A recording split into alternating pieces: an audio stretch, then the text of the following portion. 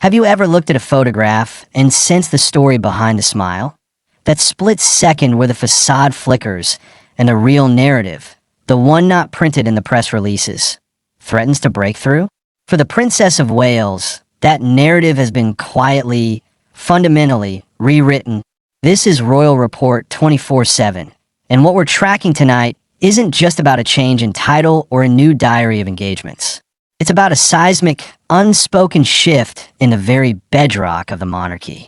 A recalibration of power, duty, and survival that is playing out behind the gates of Windsor and Sandringham.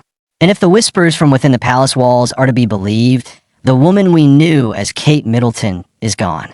What's emerged in her place is a figure of quiet, formidable strategy. Stay with us, because to understand the future of the crown, you need to see the game unfolding right now.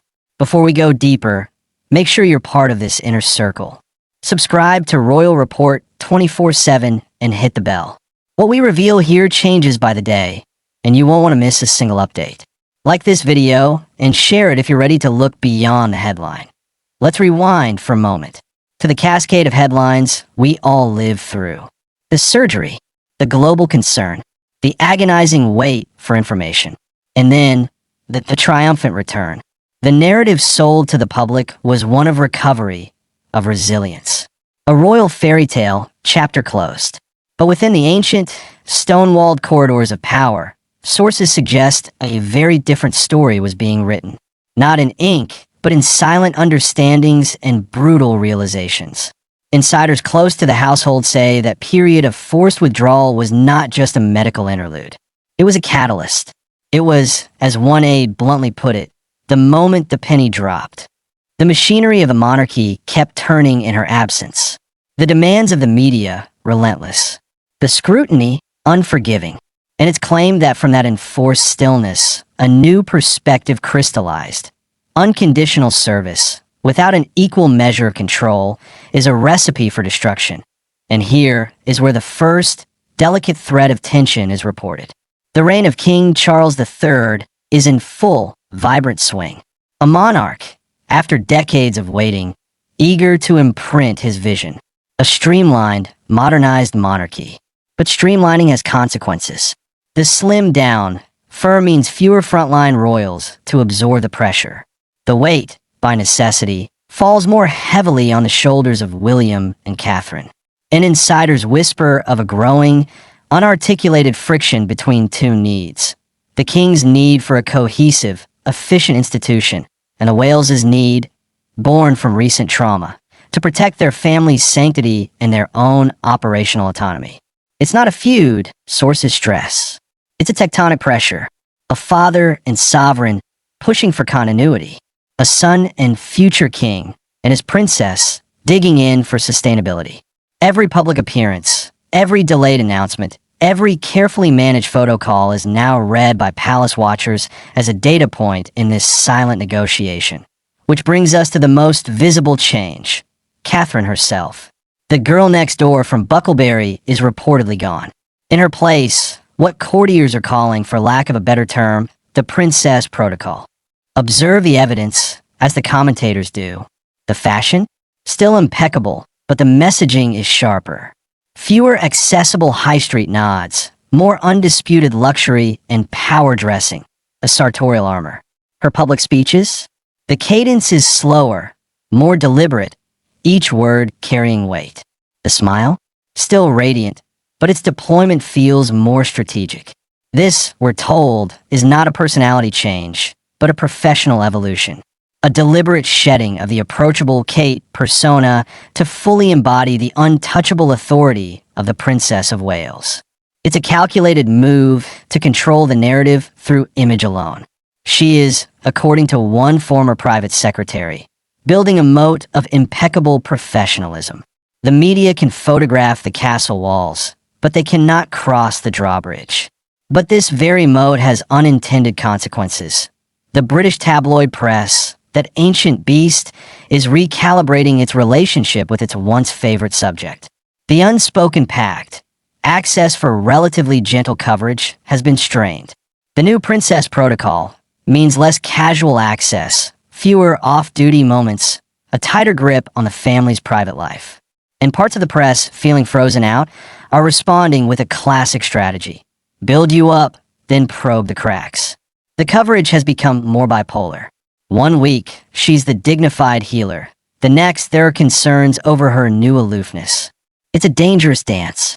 And it is in this volatile media landscape that the ghost of another royal relationship looms largest. You cannot understand the pressures on Catherine in 2025 without acknowledging the specter of Sussex. The seismic rupture of Harry and Meghan's departure and their subsequent explosive storytelling created a permanent fault line. Every decision made around Catherine and William is now viewed through the lens of post-Sussex trauma. The intense privacy, the control, the polished media strategy, it can all be read as a direct, institutional response to the chaos that unfolded from Montecito. Insiders claim the directive from the very top is absolute. No more loose cannons. No more emotional interviews. The monarchy speaks through its work, not its confessions. But here lies the cruel irony. The very measures taken to prevent another media firestorm, the tight control, the polished veneer, are, in some quarters, generating a different kind of heat. A narrative of coldness, where the Sussexes, for all their controversies, successfully sold a story of raw, relatable emotion that truly grasped the significance of this. We must look back. The monarchy survives by adapting, but always within strict, unwritten parameters. Queen Elizabeth II mastered the art of inscrutability, her feelings a mystery, her duty absolute. Princess Diana shattered that model, weaponizing visibility and emotion in a way the institution was utterly unprepared for. Catherine, in 2025, appears to be attempting a near-impossible synthesis. The inscrutable duty of the Queen, with the connective visibility of Diana, but on her own, tightly controlled terms. She wants the public's love, but not at the cost of her family's peace. She wants to be a powerful future queen, but not a pawn in the media's game. It is a high-wire act of historic proportions. In watching her navigate, it is King Charles, a man who lived through the Diana earthquake and whose own relationship with the press was forged in fire. Does he see his daughter-in-law's strategy as the solution or as a new kind of risk? Which brings us to the cliffhanger of 2025. The unresolved question thrumming through every briefing room and royal correspondence dispatch. What is the end game? If the Princess Protocol is a success, it could redefine royal celebrity for the 21st century. It could create a blueprint for power that is respected, not dissected, admired, not invaded.